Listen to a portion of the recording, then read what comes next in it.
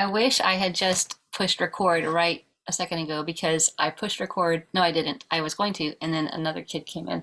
I only have three left, so this is my first video about all about mom for my categories on Seriously Suzanne.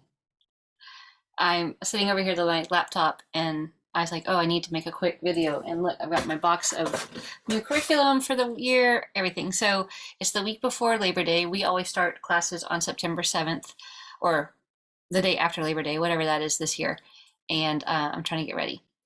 So the idea of talking to myself back when I was a younger mom, a mom of younger kids, came up.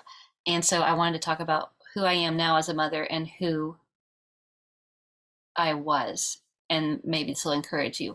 When I had all the little kids, my oldest was 6 when my fifth one was born, and I really believed that I could do it all. In fact, not only did I believe I could do it all, I believed I was doing it all. So I had this standard of the perfect mom, super mom. I actually had a shirt that says super mom. I still have that shirt. And I really worked hard at not only doing all the things that I had decided was a super mom, but making sure everybody else at least thought that I was as well.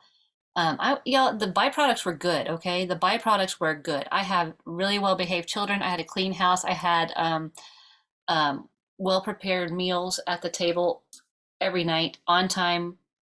Maybe not every night, but anyhow, I was striving for homeschooling these great little perfect children. Like, I thought if you kind of programmed them right and you pushed go, they wouldn't lie, cheat, steal, call names, or have bad attitudes ever. Even though I was allowed to have a bad attitude, the idea of these people were people, these small humans were people, that really hadn't hit me yet. I didn't learn it.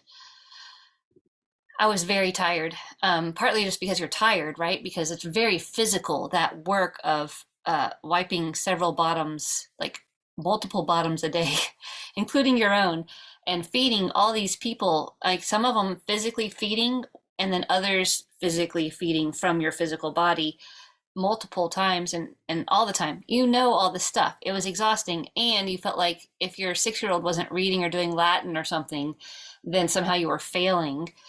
The comparison was rich. There was just a lot. So I worked very, very hard. I also worked very, very hard at having joy, following Christ, reading my Bible, all the stuff. And I don't know how much of it was necessary, but the byproducts were good.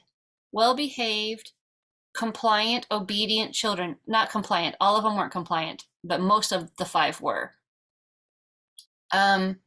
Being able to point to all of my efforts and my work and my laundry list, literally, of things that I did every day kept me from being criticized. Like, I felt like nobody was allowed to tell me that I wasn't doing something or tell me that I could be doing something better, because I did cloth diapers. I made my own baby food. I didn't use bleach.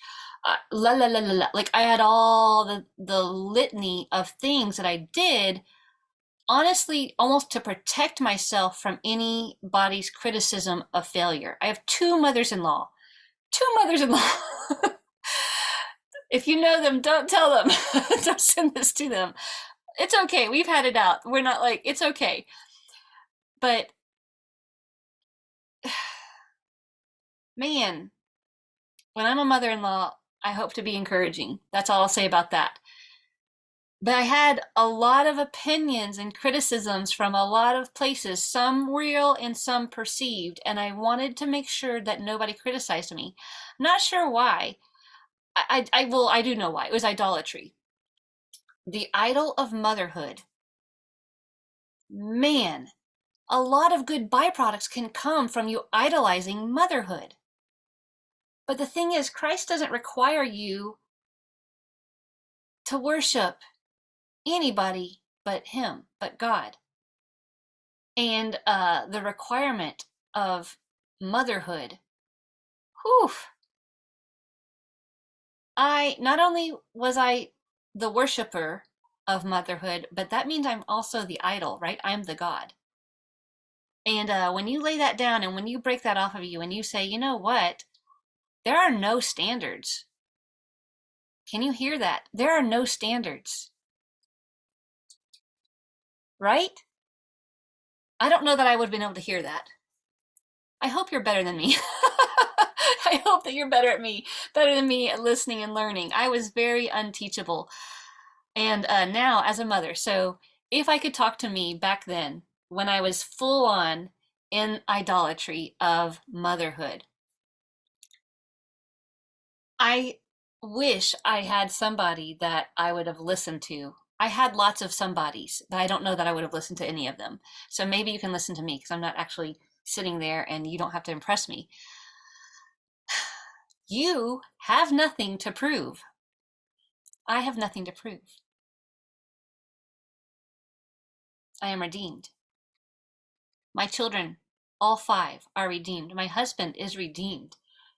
There is no idol to serve, and nobody is keeping score. So love Christ, and then serve your one. Like for me, serve Brad.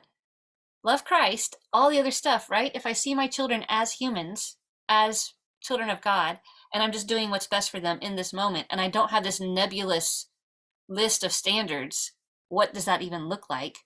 I mean, ugh, I just kind of noticed, look at the stinking degrees on the wall. Like, look, I've got my degrees and my first place for flip-flop Spanish and my first place, all the different years, all the stuff. I have all these idols. Oh, I kind of want to take those down now that I realize what I'm doing.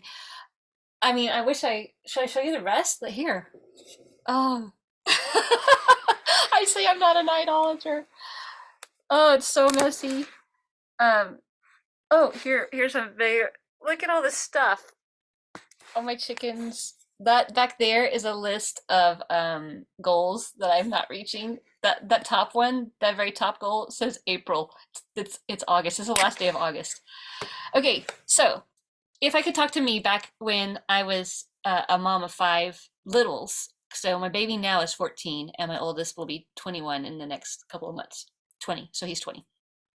I would say, who are you trying to impress? Why are you working so hard? Suzanne, seriously?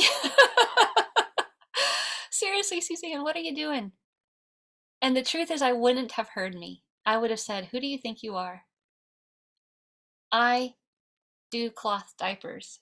I make my own baby food. I school my own children. I have a degree in education. Me. How dare you say that I'm trying to impress somebody? Who do you think you are? I would have turned it right back around. But if you actually relax and think about who you are and what is your goal? What is your goal? Right now, my goal is to breathe in and breathe out. Drink some water. That's it. And to increase the kingdom. How do I increase the kingdom? By loving those around me. Who's around me? My kids, my husband, my number one human.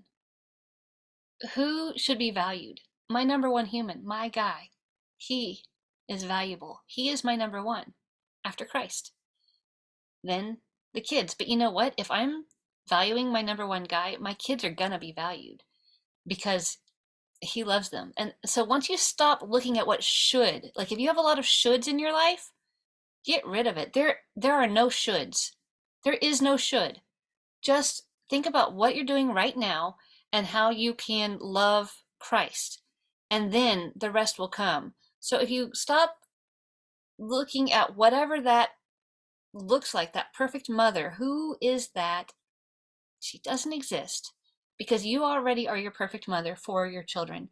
If you can actually love Christ sacrificially and love your husband sacrificially, meaning doing things that you don't necessarily want to do, but will bless them. Not please them, but bless them. I bless my children with my time, with my attention, like actually turning my shoulders to them and looking at them while they talk, actually listening sacrificially, not having, our all the time. So, all about mom today. What are you all about? Are you all about motherhood? Are you all about homeschooling? Are you all about self-care? What are you all about? That is a good question. If you're not sure what you're all about, look at where your time goes. Write it down. What do you do every 15 minutes? Every 15 minutes, what are you doing? Write it down. Put a timer on your phone every 15 minutes to stop and jot it down. What do you do with your time? And that will tell you what you are all about. So, to the younger me, to the younger moms out there, you are in a very physical, demanding time of life. And that's okay. That's the way it is. It's okay. There's nothing wrong with that. But where are you spending your thought process and why? Who is this for? Are you running the race against this nebulous contest of motherhood? Are you running a race at all? So, younger self, who are you trying to impress? Stop it. I'll tell you who I was trying to impress, and that was me. I was pretty sure I was number one. I knew I was number one. And if you thought you were a better mom, oh, forget it. Even if you look like you're a better mom than me, oh man, I already knew that you weren't because, even if you were doing this better and that better, well, in secret you weren't. Like, man, I was on top of stuff. And it's really disgusting when I think about it now. And none of it was conscious, okay? So give yourself a break and give me a break. None of it was conscious. I had no idea that I was not idolater until the Lord was so gracious to point it out and remove it all at once. Not only did he show me, but he smashed it and I was free from it all at once. And then I went to each of my kids, apologized. I went to my husband first and apologized, and he forgave me. And I am redeemed, and I have nothing to prove. I hope that helps you.